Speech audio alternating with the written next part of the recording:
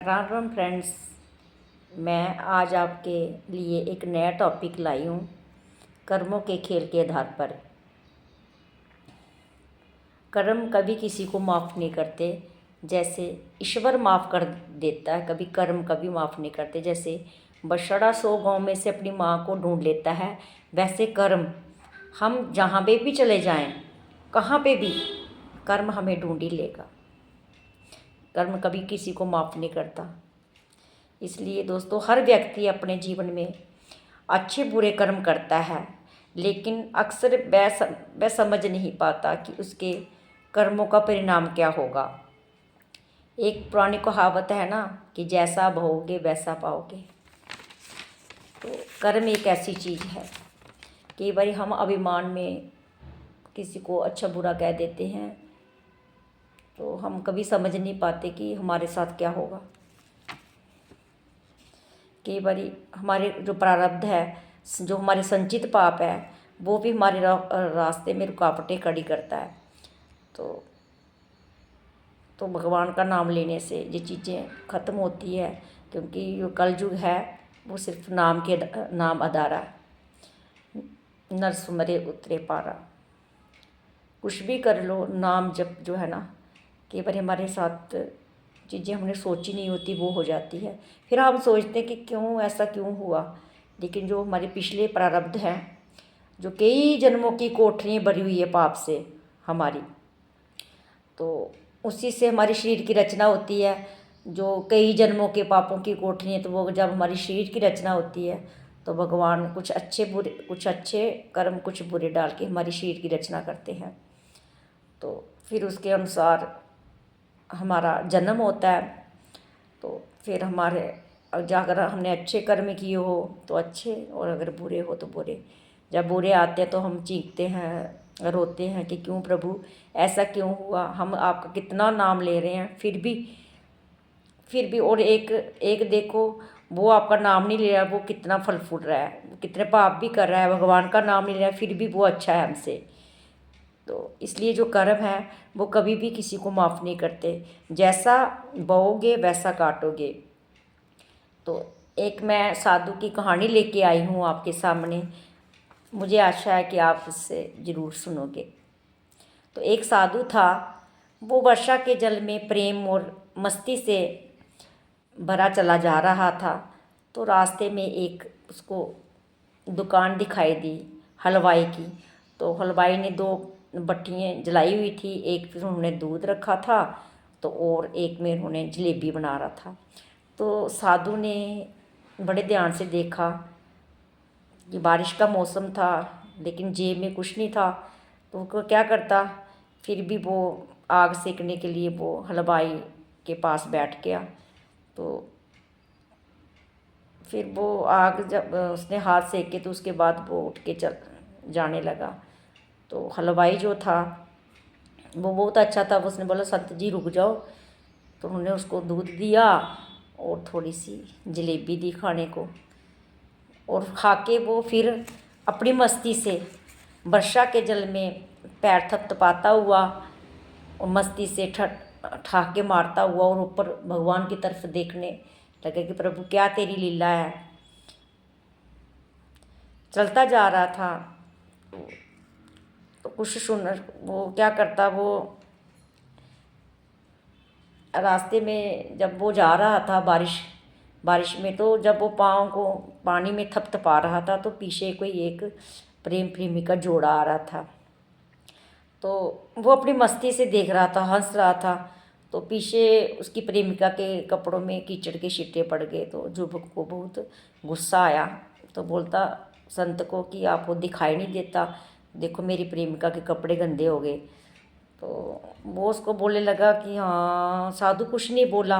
वो युवक था, वो गर्म खून जवानी, वो उसने उसको पकड़ के उसको थप्पड़ मारा ज़ोर से, और कीचड़ में घसीटा उस संत को। लोग बहुत देख रहे थे। साधु फिर भी नहीं बोला, फिर भी वो मस्त होके चला जा रहा था। फिर भी जब वो उठा, बड़े ध्यान से उठा, वो उठा और प्रभु के ऊपर की ओर देखने लगा। भा प्रभु, साथ में गर्म जलेबी और दूध, और साथ में गर्म गर्म तप्पड़। ये तेरी कैसी महिमा है। फिर भी उसके बाद वो हंसता हुआ वहाँ से चल दिया। और जो प्रेम प्रेमिका जोड़ा था वो भी जा रहा था। जब वो अपने घर के पास पहुँचा तो बारिश लगी हुई थी। तो उसकी प्रेमिका ने कहा कि चलो सीढ़ियों पे चढ़ के दरवाज़ा खोलते हैं। तो जो छत पे जाने लगे तो वो जो सीढ़ियों से नीचे गिर गया। वो सीढ़ियों से नीचे गिरने के बाद उसकी डेथ हो गई। तो वहाँ हंगामा मच गया, भाई ऐसे ऐसे साधु, ऐसे ऐसे हम देख रहे थे, साधु ने श्राप दिया होगा। उन्होंने साधु को पकड़ के लाया वहाँ पे, बोल रहे आपकी श्राप से ही ये इसकी डेथ हुई है। तो वो बोलने लगा मैंने कोई श्राप नहीं दिया। वो ऊपर की तरफ देखने लगा, वो बोलता मैंने कोई श्राप नहीं दिया, कोई गवाह है जिसके सामने मैंने श्राप दिया हो। तो बोल दे नहीं, उसने ईश्वर की सौगंध खाई कि मैंने कोई श्राप नहीं दिया इसको। तो वो सभी बोले नहीं नहीं आपने ही दिया है तभी इसकी डेथ हो गई है। तो फिर वो ऐसे खड़ा रहा। तो उसने बोला कि कपड़े तो इसकी जो मतलब प्रेमिका है इसके कपड़े गंदे हुए थे, लेकिन इसके यार के तो नहीं हुए। तो बोलते इसको क्यों गुस्सा आया। बोलते आपने देखे उसने कि मैंने इसको श्राप नहीं दिया, कपड़े तो उसकी प्रेमिका के गंदे हुए थे, इसके तो नहीं हुए थे। तो उसको बोलने लगा नहीं ये तो ठीक है, मतलब प्रेमिका के कपड़े को गंदा देख के प्रेमिका को तो गुस्सा आ गया, इसलिए इन्होंने आप पे थप्पड़ मारा। तो उसने बोला कि मेरे को श्राप देखते हुए कुछ बोलते हुए किसी ने देखा तो नहीं। बोलते नहीं हमने नहीं देखा, इसको सिर्फ अपने यार के कपड़े गंदे हुए तो उसको देख के क्रोध आया। तो साधु जो ठाका मार के हंसने लगा और वो बोलने लगा जब इसके यार को ये चीज़ इसके कपड़े गंदे हुए तो उसको पसंद नहीं आया, तो जो मेरा यार है ऊपर वाला उसको कैसे पसंद आता। इसलिए इस कहानी से हमें यही शिक्षा मिलती है कि हमें किसी का बुरा मत नहीं करना चाहिए। कोई भी चीज़ किसी बड़ों के साथ करो तो उसको सोच समझ के करो कि जो प्रारब्ध है ये तो हमें भुगतना ही पड़ेगा, लेकिन हमें कोई भी चीज़ करनी हो तो उसको सोच समझ के करें। जब आँखों देखी चीज़ हो तो उस पर विश्वास करें। कई बार आँखों देखा भी गलत होता है, इसलिए हमें किसी के कहने पे कभी नहीं आना चाहिए। और कोई भगवान का नाम तो हज़ारों लोग लेते हैं, बहुत से लोग लेते हैं, लेकिन उनमें से कोई बिरला ही होता है, 100 में से 25% लोग ही है जो उसको याद करते हैं, ईमानदारी से चलते हैं। लेकिन जो कलयुग में श्री राम जी भी सिया जी के कह के गए हैं, कर्म भी होगा धर्म भी होगा परंतु शर्म नहीं होगी, बात बात पर माता पिता को बेटा आँख दिखाएगा। सुनो सिया कल युग में काला धन और काले मन होंगे, चोर मचक्के नगर सेठ और प्रभु भगत निर्धन होंगे।